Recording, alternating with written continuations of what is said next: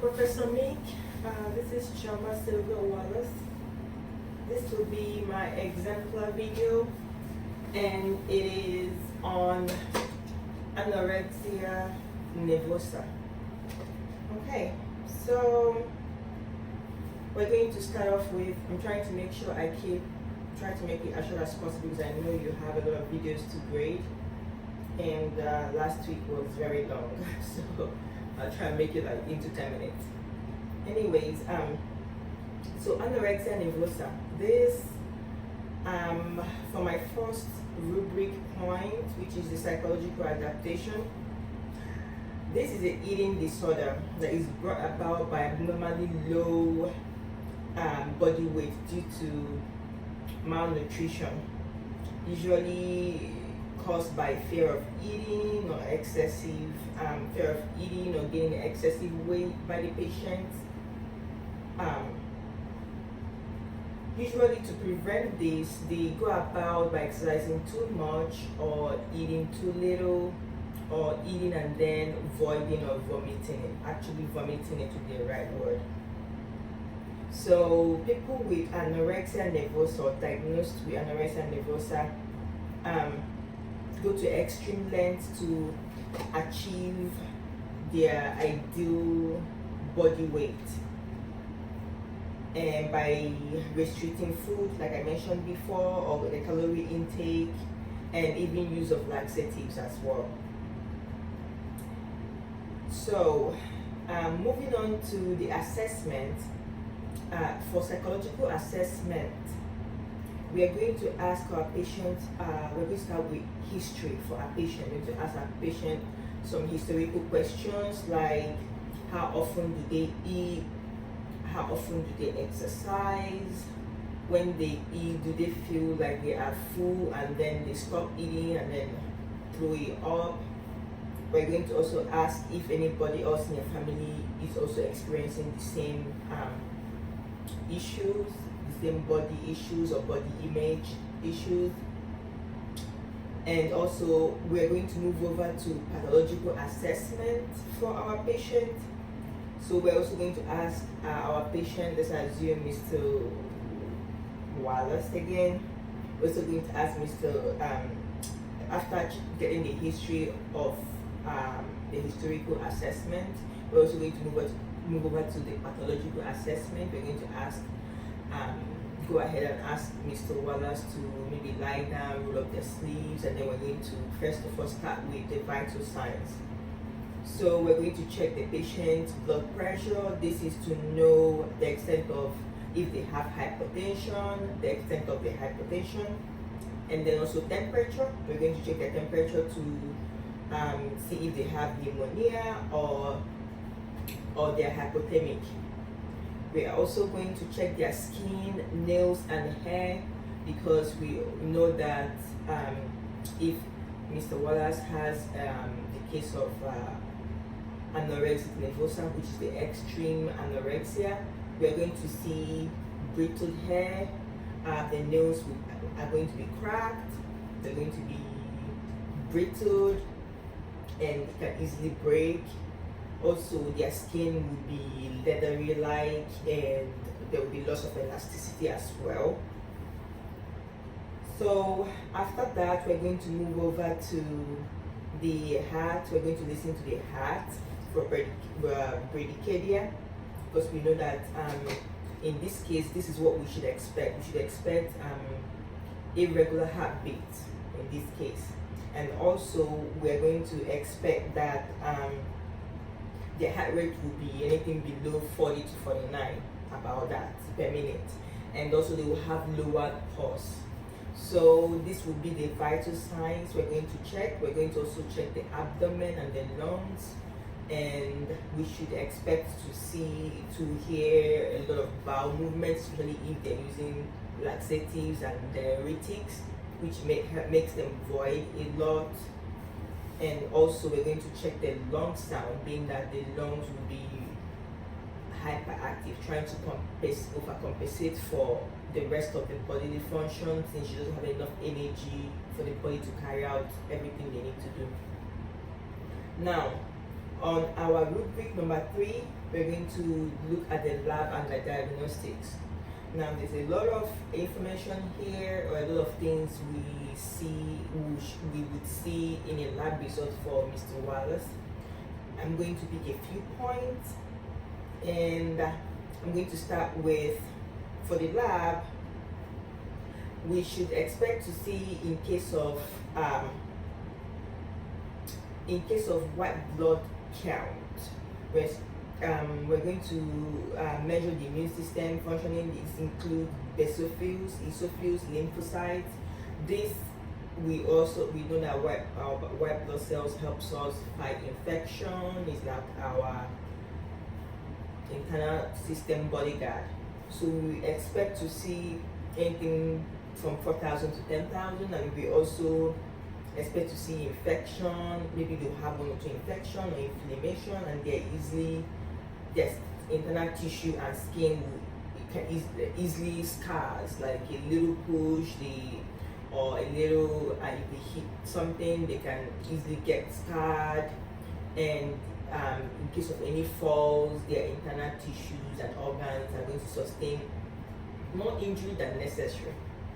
So we also know that with malnutrition leads to increase in one or more of these cells, like I mentioned before. So this is what we expect to see when we look at Mr. Wallace white blood count on his lab results. Also, if we look at his glucose, we should expect to see the blood sugar level to be very low. So in case of diabetes, like excessive food or intake, this is what we should see. But in my case, which is starvation, we are going to be expecting hypothyroidism. Okay, so there will be a drop in glucose level, say less than 70 mg. So, and this can cause a lot of a serious medical complication, being that he is not eating enough, so he doesn't have, his body ATP system is not converting enough ATP energy or glucose needed for the bodily function. I'm going to also mention some minerals like calcium and sodium. We're going to, in the lab test, we're also going to check for the amount of calcium and electrolyte in the body, and we should expect that to be low, especially in the case of electrolyte, because he will certainly be dehydrated because he's not eating or drinking enough fluids. And also, if he's using diuretics and laxatives, that's another way to be dehydrated, since his output is better than his input. So we're going to see abnormal levels of sodium and also calcium. So, and this also, of course, lead to potential medical complication. So moving on to other lab results, we're also going to do urinalysis to also check for the density of the urine. We are also going to do x-rays this will help us check the bone density, because malnutrition also comes with Mr. Wallace having low bone density, meaning he can easily get hair fractures, or if he takes a fall, something that wouldn't have a serious implication will end up being a serious injury. We're also going to check and also x-ray the lung. This will also help us get the idea of the extent of maybe if he has pneumonia or if it's hypothermia. That will also let us know the extent of the problem. Electrocardiograms too is another thing to use and check for the bradycardia, for the heart irregularities. Now, on our potential actual complications, it should be noted that there is no exact cure for anorexia, like I asked in the class today, and it's just a matter of combination of medications that will treat the psychological effect and also help gain some weight. Now, complications from the actual anorexia nervosa includes severely malnourished body, like Mr. Wallace here. He's an adult of 30 years, but as you can see, if his BMI is anything less than 15, then that's bad, or even 18 in this case. So we're also going to notice abnormal electrolyte and fluid imbalance, and also there is potential history of refeeding syndrome. Now, refeeding syndrome is an electrolyte and fluid imbalance. Usually it occurs in malnourished patients when they are artificially refed, like intravenous through their nose or their stomach. The refeeding syndrome can occur, and this can be triggered by the hormones or metabolism of the patient. So we're also going to see here, we're also going to have a history of misuse of drugs like laxatives, diuretics, even supplements to keep their weight off. So these are all complications from anorexia nervosa. Now, the complication from the actual treatment of anorexia nervosa will include whole body edema, that is doing the treatment, giving Mr. Waller some fluid. You may end up having fluid overload, which will cause the whole body to swell up, and also there could be heart and lungs failure. Trying to get your heart rate up, you might, the fluid can also cause some heart and lung failure as well if you get in there. And then we're also going to see gastrointestinal issues due to lack of nutrition, being that your acid are no longer balanced. The acid pH in your stomach that helps like with digestive enzymes might be imbalanced due to the starvation that has been occurring for a very long period of time. So we're going to also see extensive muscle and bone weakness due to low muscle and bone mass. So, and also during this treatment, you can also experience delirium, lightheadedness, maybe when you get up too fast after eating, or you walk too fast or you sit up too fast. You can expect to get lightheaded or a little bit delirium, and you can also have memory loss. And also, if this isn't properly treated, death may even occur due to malnourishment. Now, for nursing intervention, I'm going to start off with measuring your pulse to see how your bradycardia, if your heart rate and heartbeat have normalized during your treatment. I'm going to keep checking on that. I'm also going to take your blood pressure to see if it has improved over your stay. And then I'm going to also check your heart rate as well. Now, I'll be also helping you to I'll be administering your medication. Say we're giving you medication for you to have more appetite to eat. I'm also going to help you with exercises that will strengthen your muscle and your bones so that you can start getting up on your own and doing things on your own. This will be range of motion exercises. It can be anything from going to the bathroom or getting up and changing your own dresses, or exercising your arms and your legs. All this will be included. Now I'm going to also measure you daily, that way from your initial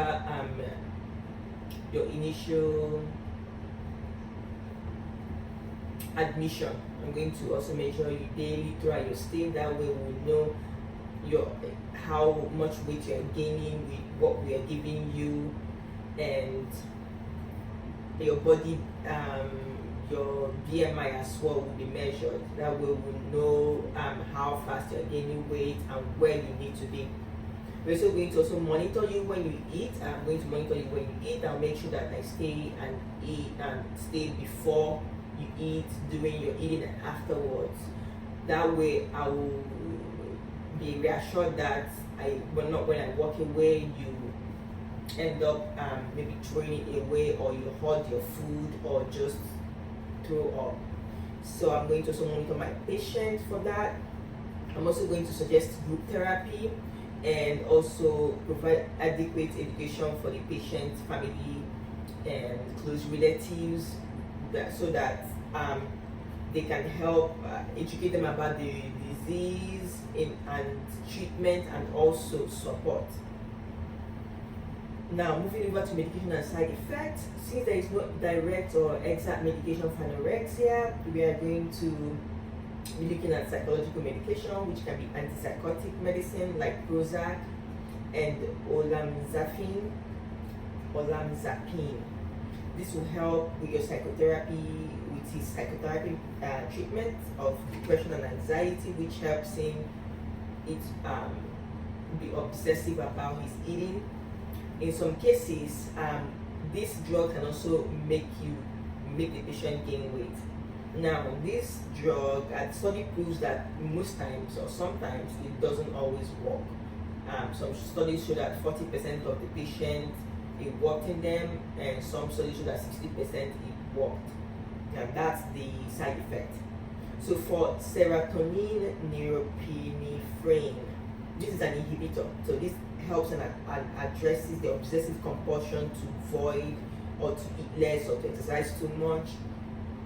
And these drugs can also cause adverse reaction and is not advised for prolonged use. Also, we're going to, from medication or treatment, we're also going to use positive reinforcement, reinforcing the patient that gaining weight, looking good, being well fed and nourished is good for their body, trying to change their mindset about nourishment and eating. This will be positive reinforcement treatment. We're also going to do psychotherapy. This patient may end up relapsing. That is one adverse effect of psychotherapy. They end up relapsing to even worse condition than when they came in. So for patient teaching, this concludes the whole this video exemplar. So I'm going to make sure the patient understands what's going on. If they have any questions, if their family also have any questions, make sure that we go through the teaching. If they need a dietitian or a nutritionist to be assigned to them, also find hospital therapists or recommended therapists by the provider as well, with the provider recommendation, of course. So I'm going to address all these issues now and make sure that they understand everything, family and the patient included. And if they have any questions or any issues with my treatment and my help, this will be the time to discuss it and hammer out the issue. Thank you so much. I wonder how long that takes. Sorry. Thanks. Bye.